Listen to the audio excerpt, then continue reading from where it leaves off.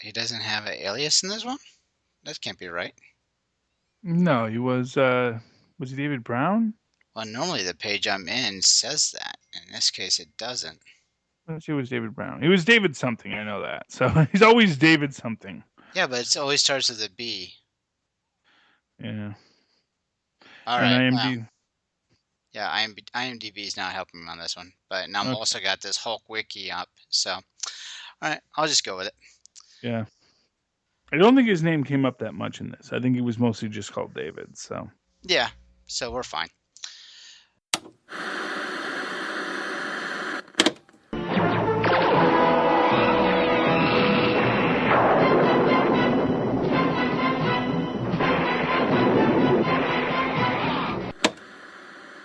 Mr. McGee, don't make me angry.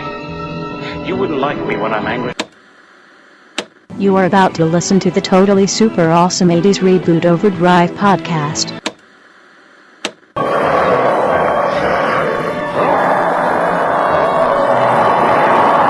This podcast is our fan tribute to the Incredible Hulk TV show. Be advised it has been exposed to radiation and we caution to listen at your own risk. You have now entered GammaCast.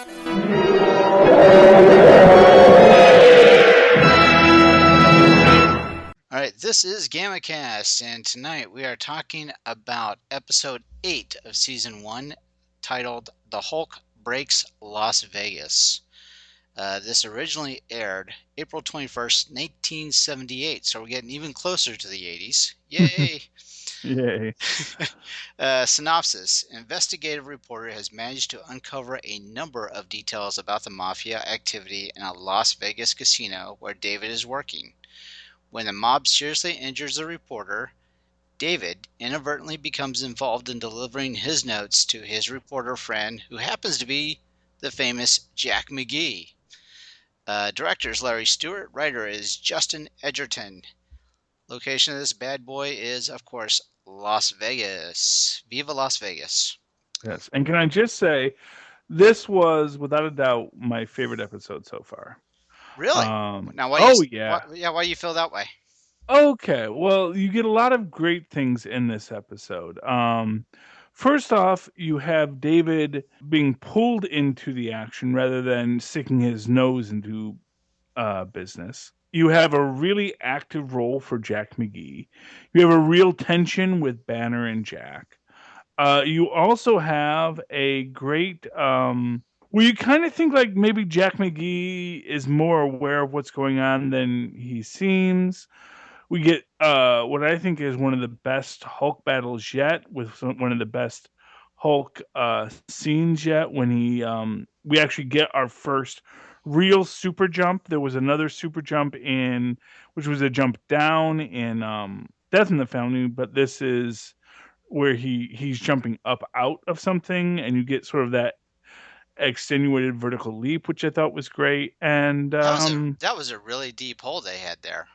yeah, well, well, it was a foundational hole, yeah. Okay. So it was, yeah, no, it was very good, and just in general, like I said, I mean, so just to give a little bit of plot synopsis, we open up not with Banner or Jack McGee, but with a woman at the airport. She realizes she's being followed. She puts a suitcase in a locker, because this was back when you could leave something in a locker for days on end and nobody bugged it.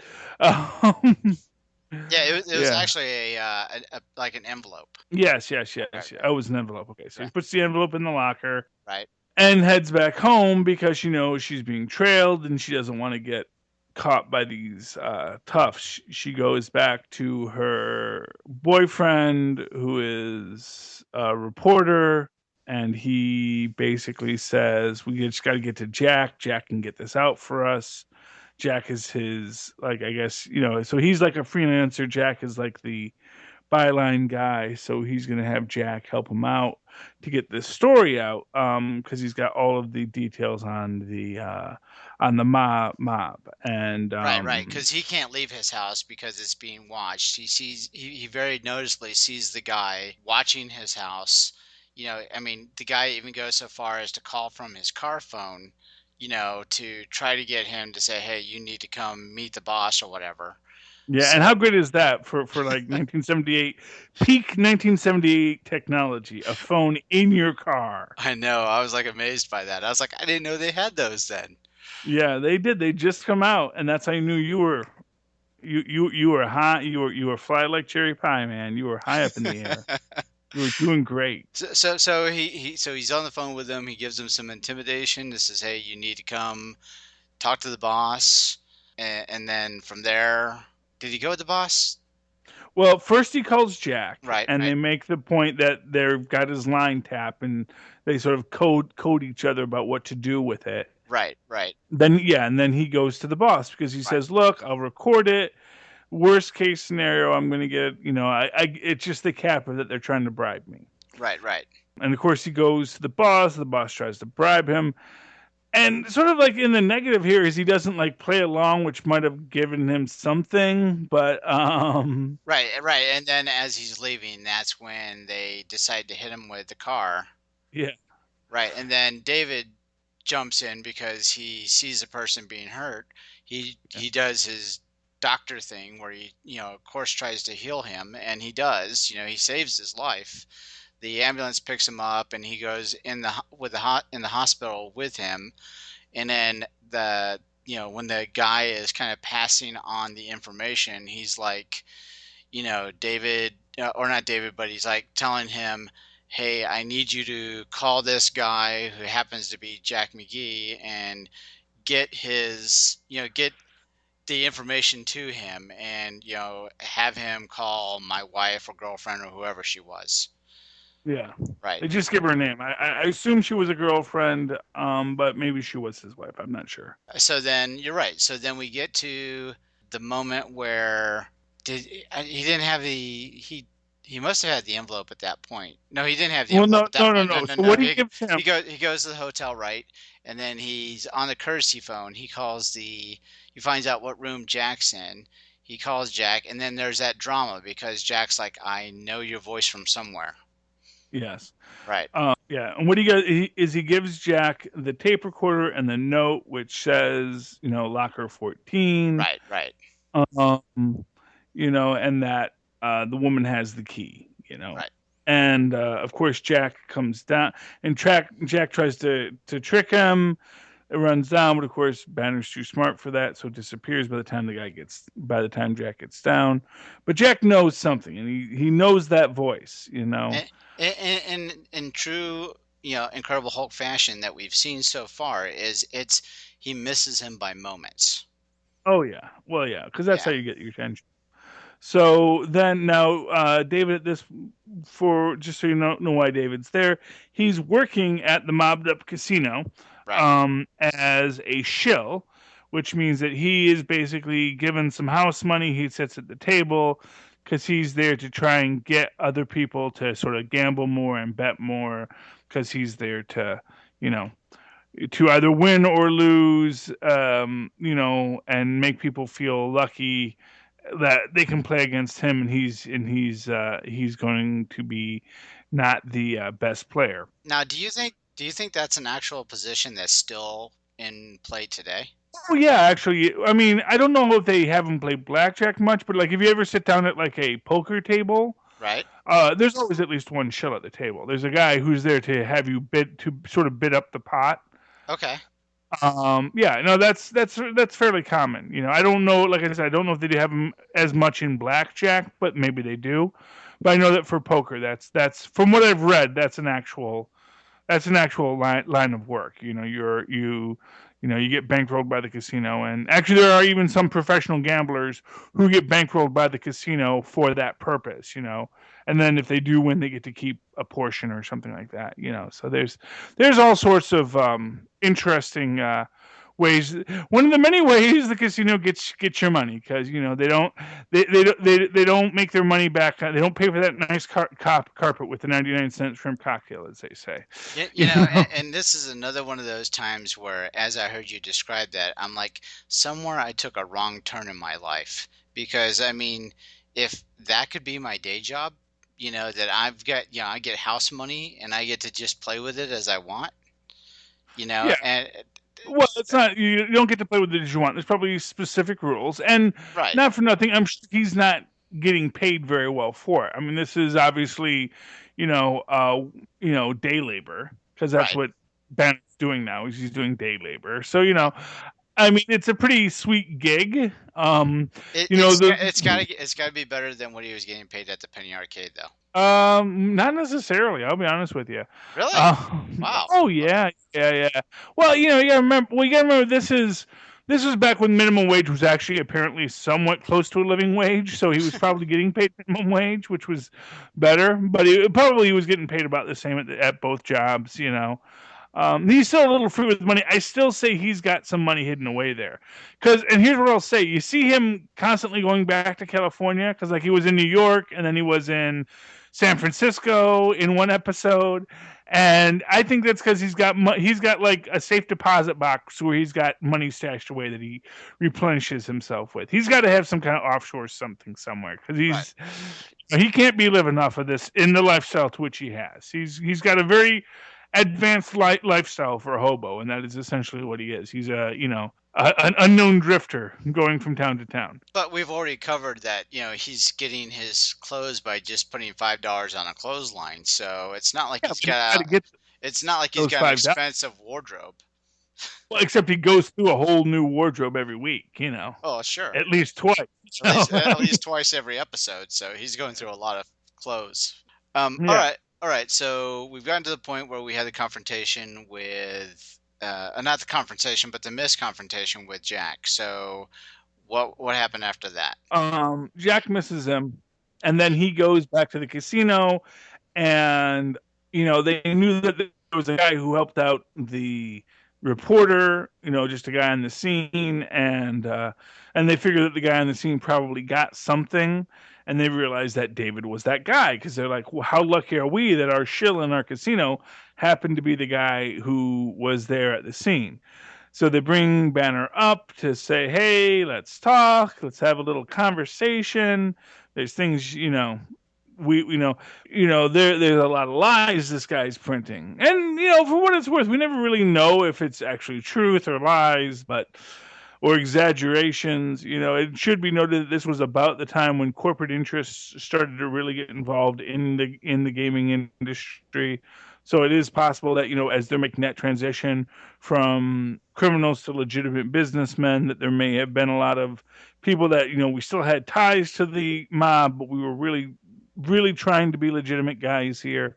Although they do try to murder a couple people. But then again, not for nothing, that's what all the legitimate businessmen in this world do. I mean, Right. Right. the King wife in episode 3 was like, okay, I'll kill my husband, I'll kill my stepdaughter, and then I will rule the world. So Yeah. for what it's About everybody that he's getting tied into, that seems to be their go-to solution for any problem. Is I'm just going to kill the guy, or I'm just going to kill that person.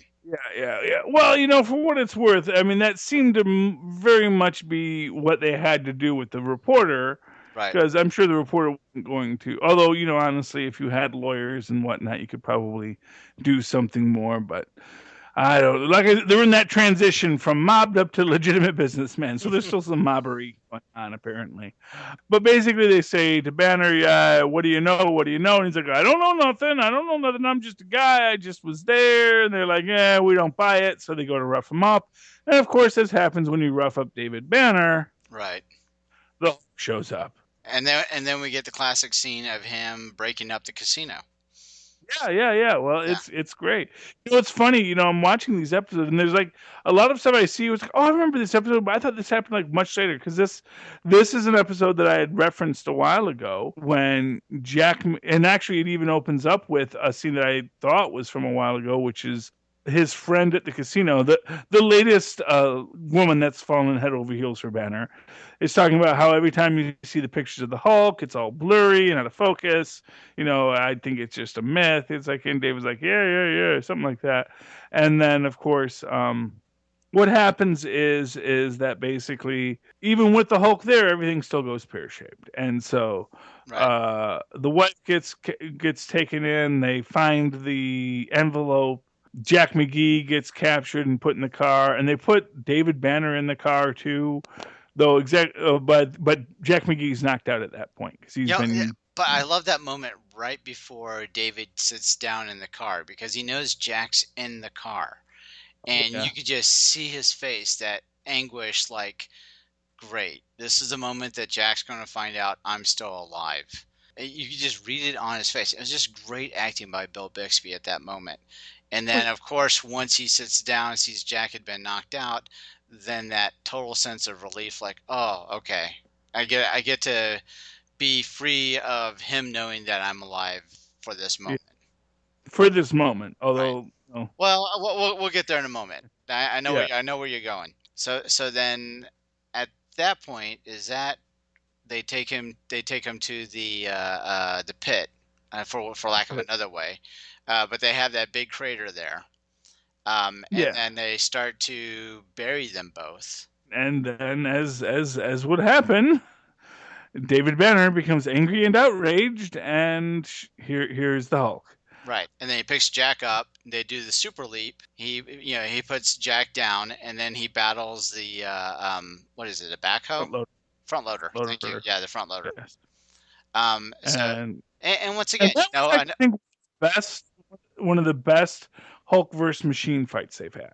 yes, yes, and that's what I was about to say. It was very epic. Every episode we have to have him battling something that's stronger than, a normal man would be able to fight. So the way they did this one, just having the super leap and then this battle with that, the machine was fantastic. Yes, it was, and it really, and of course after he defeats the bad guys, and this I think is the great scene is that you get Jack McGee awake and he sees the Hulk and he approaches the Hulk and he says, the name David Banner, does it mean anything to you?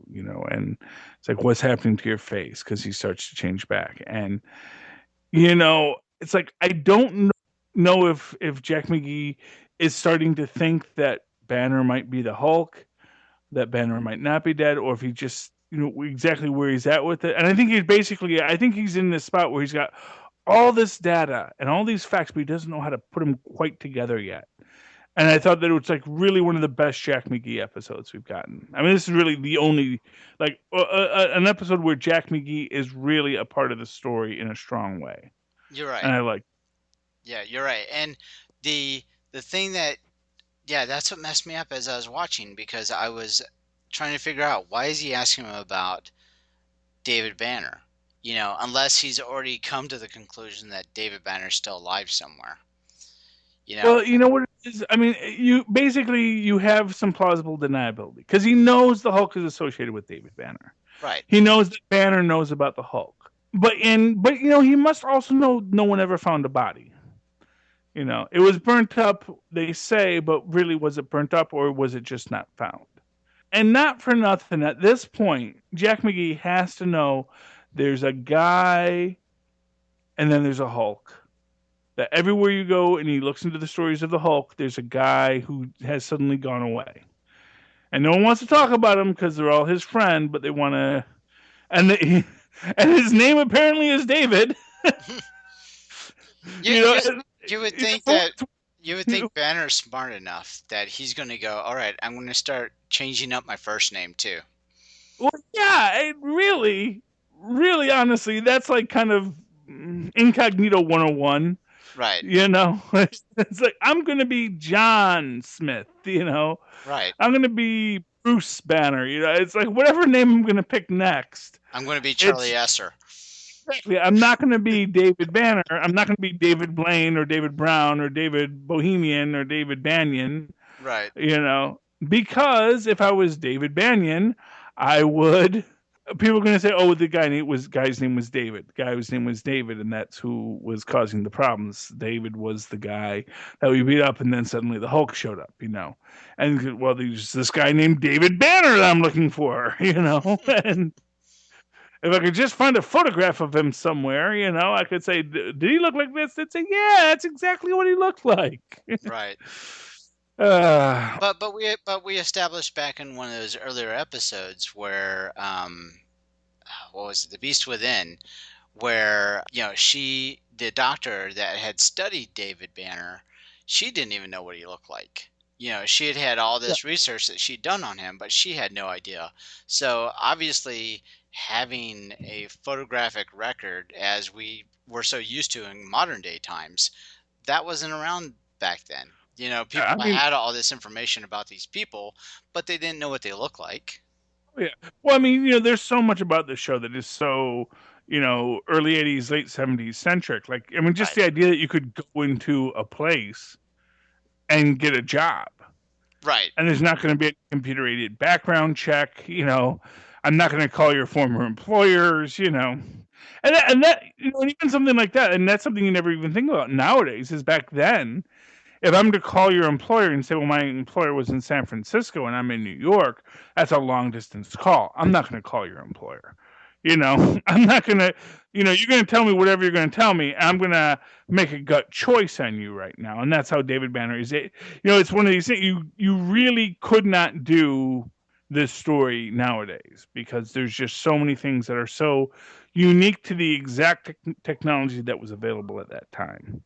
Yeah, and it's something that I had brought up when we talked about 747 because I was questioning around the premise that he'd be able to just waltz right on a plane, without having ID. But, you corrected me on that where you were like, no, no, they could do that back then. Because, I mean, I just don't remember that. I don't think, anytime that there was any kind of air travel involved when I was that young, my parents took care of all that stuff. So I never really, I didn't check that one at the door. But it was surprising to me that that could happen. That somebody would just be able to waltz right on a plane because I've gotten so used to the world that I live in. And now this whole premise around, somebody is going to know about somebody like David Banner, or know about his, study his work, they're not going to know what he looks like, because in the world that I live in, with FaceTime and Facebook and all of these other methodologies where we can get those little snippets of everyday life, you know, it's hard to imagine the world that was like that before. Oh So, yeah. Well, but that's the world that was, and yeah, it is it. You very rarely stop and realize that you live in the future. right, And that's something my mom tells me all the time. My mom told me this in the '80s. Like, you don't even realize that I live in the future. That what I read about in Buck Rogers, most of that's here. Yes, we don't have we get hung up on interstellar flight and flying cars, but if you just take those two items out, pretty much everything that was in the old Buck Rogers is here. Everything that televisions and nowadays, absolutely, with just video communications. See, and really they had see who you were talking to phones decades ago. They just no one ever really wanted one because the picture quality was not that good, and you said, well, why do I want to look at you? But now FaceTime and everything, it's easy, and we have it all over the place.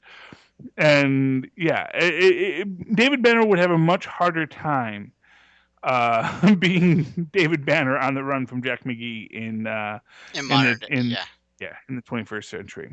right, right. But But once again, we're still impressed with the technology of the phone in the car on this episode. So it doesn't take much to impress us when we're watching these shows. yes, I mean, it's a very good episode, and really, I think one of the first times where they really use all the pieces of it well. Where we get the exposure of how the Fifth Estate can be a excellent law enforcement arm in a criminal situation. We get David Banner actually getting to be a doctor for 5 minutes, so that his great intellect is on display. We get the Hulk having a really good fight scene with something that is actually really impressive, and I think he like at some point he like tears the front off the front loader, or he does something really impressive with that. Right. And it's just a really great. Well, It's a actually, really well written episode. didn't he pick up the front of it? Like, Yeah, yeah, he lifted up like the complete front of it, so that it was like flipped over almost. yeah, yeah, yeah. Yeah, or He flipped over to its side, I think it was. But either way, it was yes. impressive. It was impressive, and it was, and that's what you need to do with the Hulk. You need to have him have a great battle because the Hulk is strong, Right. and we're not doing a lot with the Hulk. The Hulk comes out and he fights. So if you're gonna have him just come out and fight, then you have to have him fight something that's interesting. You know. So the only criticism that I have is that I've gotten so used to in previous episodes that after, whatever happens, whatever battle or whatever it is that was happening, then he kind of runs away. And I think a lot of times that's happening because there's like police cars coming or there's a lot of attention and then he's just going away. But in this case, he just kind of sits Hmm. and calms down. Yeah. And Well, he often does calm down.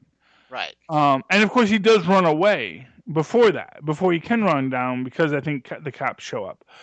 And to that extent, it's an interesting. But he normally goes somewhere else to be alone to calm down. It's kind of like Well, no, if you that. remember in Death of the Family, he's just sitting there with the woman. Oh, that's true. That's right. Yeah, and the reality is that as much as Banner wants to run from Jack McGee, if the Hulk doesn't feel threatened, he's not going to run. Right, and because he had just saved Jack McGee, right, and so Exactly. he didn't feel threatened by him. Exactly. Right. So he's going to sit down and he's going to start his transformation as he always does. And, and then it would have been a very short episode, a very short series. Right, and then at that time, the mob boss pulls the gun out, shoots at him, Yeah, and that's then he gets enraged again and runs away. yes. Right. So we almost had that moment where he was changing, which was Mhm. really great. You're right. That really added a great element to the story, where we almost had that. This is, we had two of those moments, where David was going to sit down and he thought he was going to be found out by Jack McGee that was in the car. And then we find Jack McGee was knocked out. And then the other moment where he's kind of morphing back into David from being Yeah. the Hulk. And then all of a sudden, something happens and then that moment's lost. So, once again, we have those moments where it's the nick of time type timing. Something happens, and then all of a sudden it keeps us going down the train that we're on, so it's not derailed, but almost. Exactly. All right, so do you have final thoughts on the episode? Here's what I'll say. I'm really excited to see what happens next episode. Never give a trucker an even break because I want to see if they carry any of where Jack McGee is into the next episode, if they address it, or if it just gets completely forgotten. In Stan's continuity. I'm intrigued to see what happens with that.